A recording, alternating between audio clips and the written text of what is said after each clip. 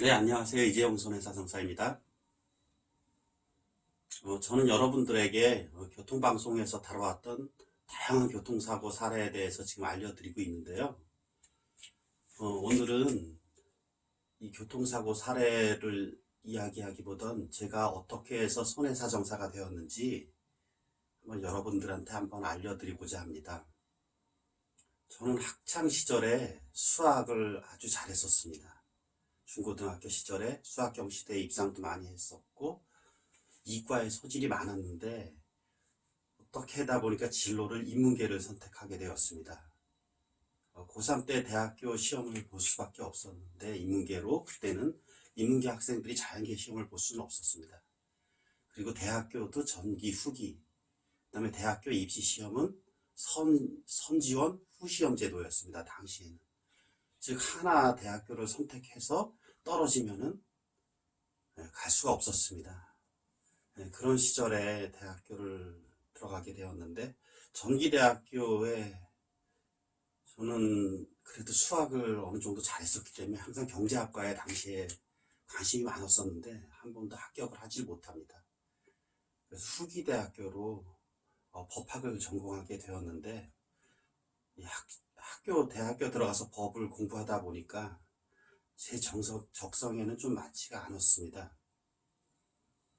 어떤 민법이든 형법이든 민법에서 채권자든 채무자든 형법에서 가해자든 피해자든 어떤 경우에는 피해자가 가해자인 경우도 있고 민법에서 채무자가 더 나쁜 경우도 있고 때에 따라서 인간의 온갖 추접스러운 모습을 많이 보게 됩니다. 학문적 특성상 이런 것들이 저한테는 그렇게 맞지 않았고 거부감이 이상하게 많이 들었습니다. 왠지 누군가는 그 고통을 해결해 줘야 될 사람들이 나타나야 되는데 그러다 보니까 공부가 점점 멀어지고 바둑, 축구 이런 거에 관심이 많아서 좀 그런 걸로 생활을 많이 보냈습니다.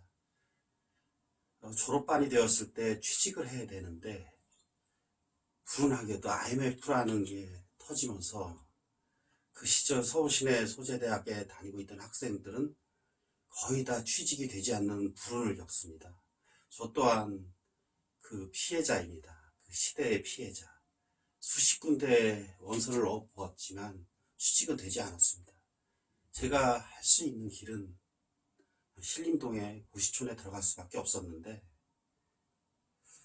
집안이 그렇게 형편이 좋지 않았기 때문에 저는 아르바이트를 하면서 공부를 할 수밖에 없었습니다. 대학교 시절에도 안 해본 막노동이 없습니다. 거의 휴학계를 무려 4번이나 낼 정도로 휴학도 많이 했었고 막노동을 하면서 공부가 잘 되지 않습니다. 그 리듬을 잃게 됩니다.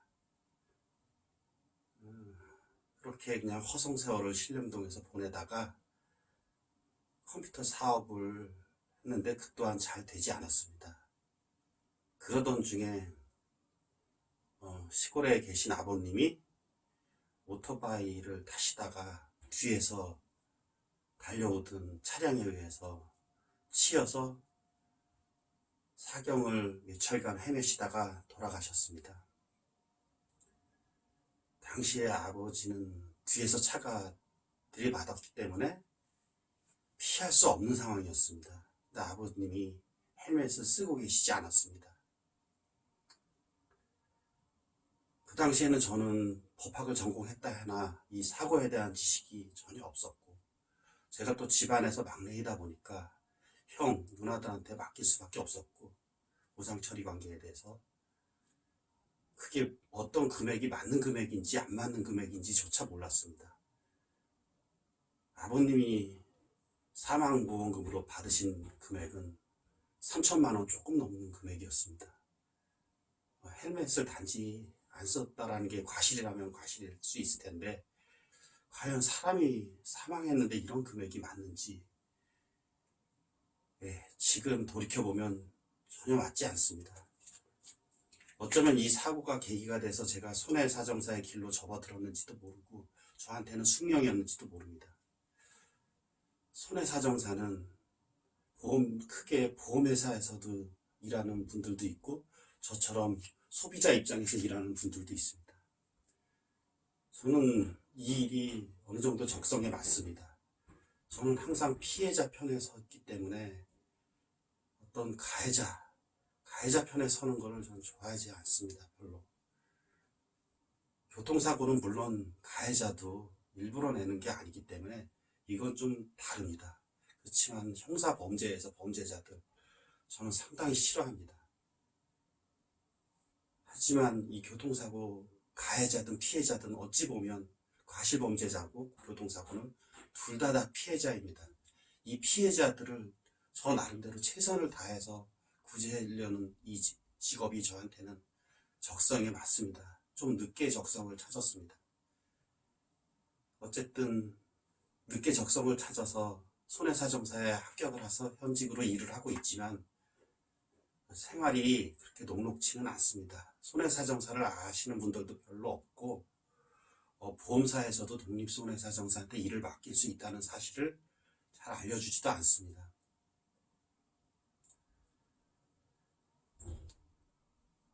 현실적으로 또 상당히 지금도 어려움을 많이 겪고 있습니다. 손해사정사 분들이 좋은 일을 하시면서도 어떤 경우에는 욕을 먹기도 하고 보험사 측에서 일하는 나쁜 사람들로 이렇게 선입견들이 일반 국민들이 많이 잡혀 있습니다. 그렇지 않은 분들이 많음에도 불구하고 그렇다고 해서 보험사 직원분들이 나쁘냐? 그렇지는 않습니다. 거기에도 공정하게 일하려는 손해사정사 분들이 많습니다. 사람이 나쁘지 나쁜 사람들 어디나 있습니다. 분명히. 그렇지만은 대다수의 많은 분들은 공익을 위해서 열심히 일하고 계십니다. 저 또한 그렇고요.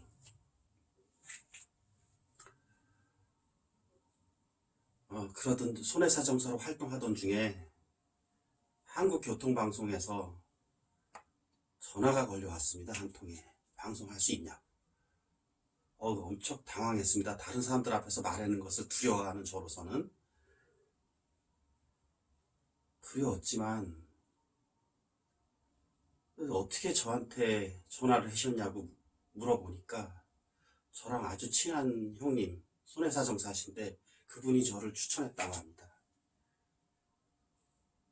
바로 오늘 전화가 걸려왔는데 내일 모레 아침에 방송을 나오라는 겁니다. 어떤 내용인지도 정확하게 알지도 못한 채 무조건 나갔습니다.